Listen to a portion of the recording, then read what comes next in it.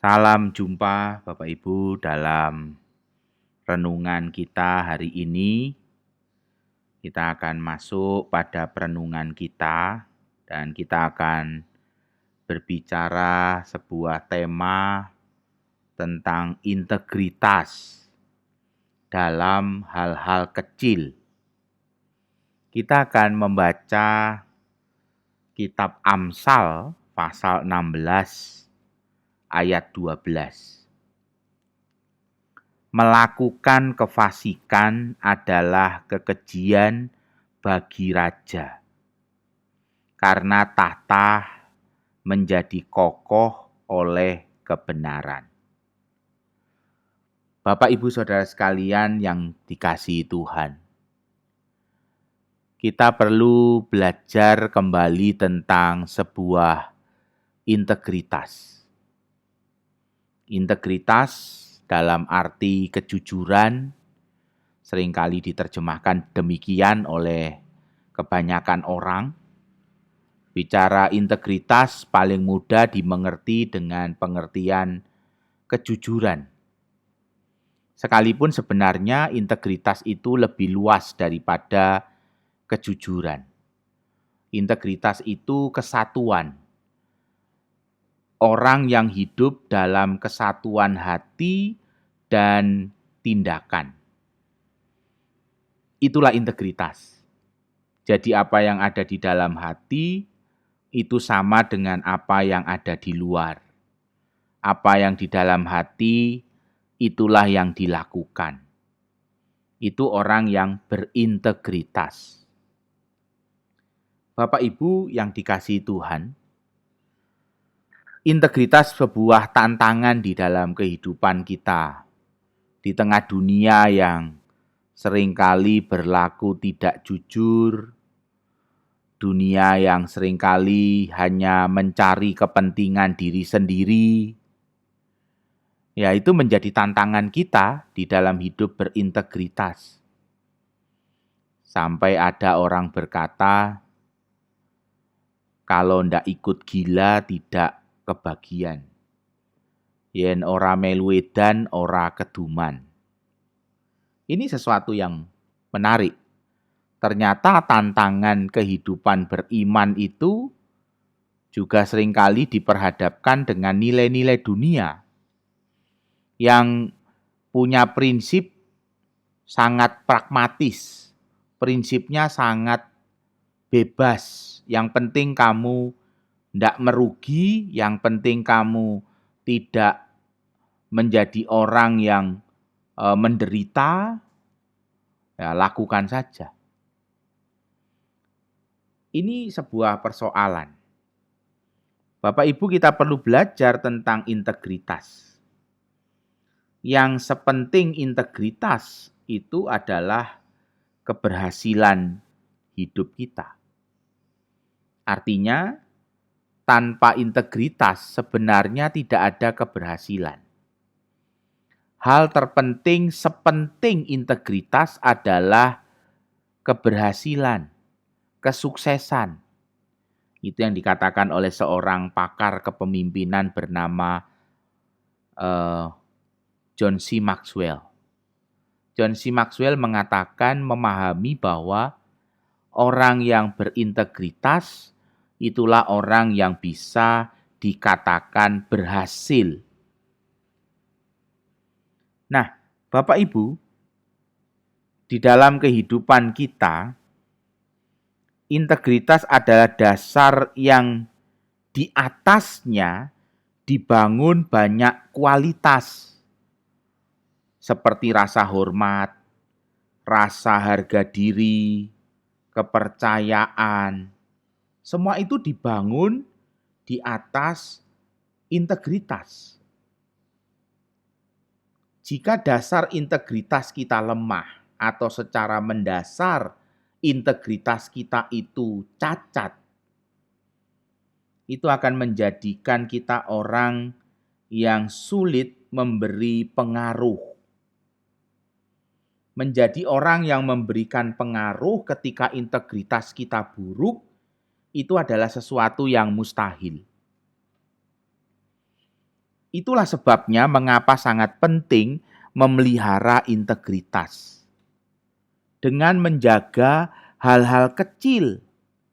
Integritas itu mesti belajar dari hal-hal yang kecil.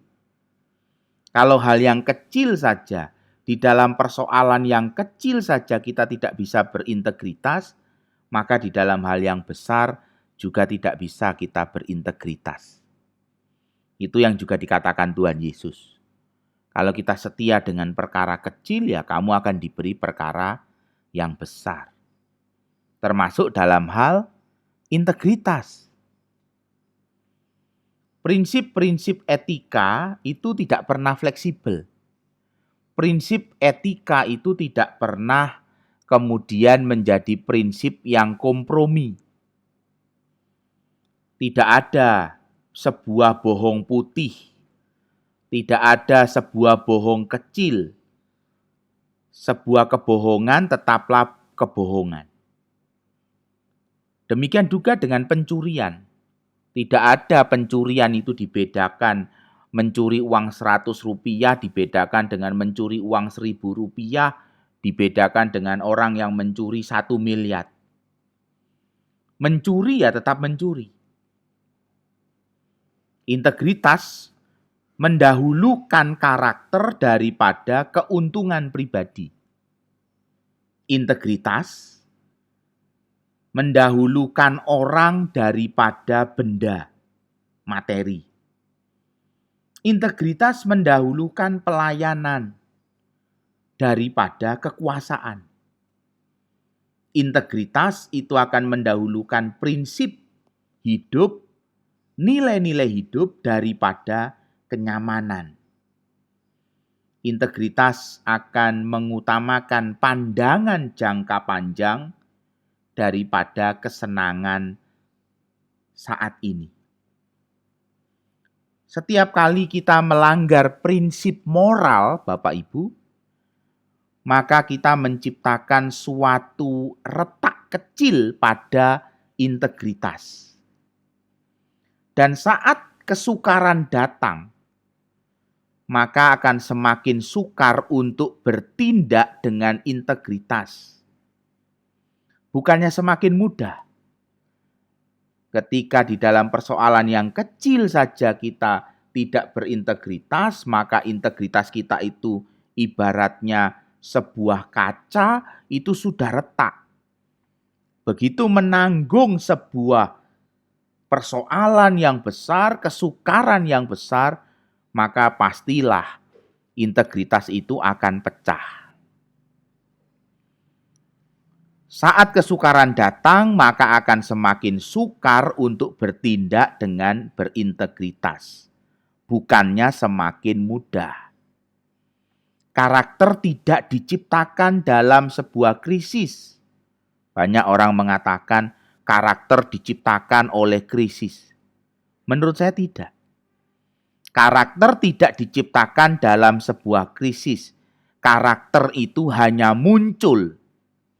Segala sesuatu yang telah Anda lakukan di masa lampau dan segala sesuatu yang Anda lalaikan akan muncul saat Anda berada di bawah tekanan.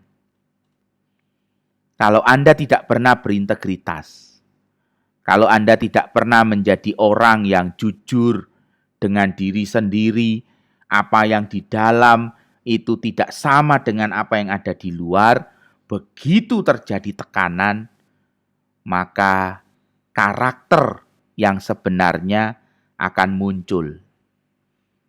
Karena kita tidak berintegritas. Maka yang muncul dalam hal yang besar, pastilah juga tidak berintegritas. Bapak Ibu, ini menjadi sesuatu yang penting. Bagaimana kita berintegritas? Berintegritas itu tidak ada kompromi. Dalam hal berintegritas, kita mesti mulai dengan hal-hal yang kecil, karena ketika kita terbiasa dengan hal-hal yang kecil, hidup dengan integritas, maka dalam hal yang besar pun kita akan berintegritas. Tuhan memberkati Bapak Ibu dalam perjalanan untuk terus berintegritas. Orang yang berlaku sama antara yang ada di dalam hati dan yang ada di dalam tindakan. Tuhan memberkati. Amin.